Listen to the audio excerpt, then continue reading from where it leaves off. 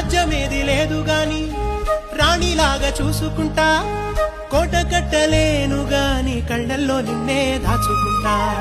రాత ఎట్లా రాసి ఉన్నా ఆ మార్చి నీతో రాసుకుంటా.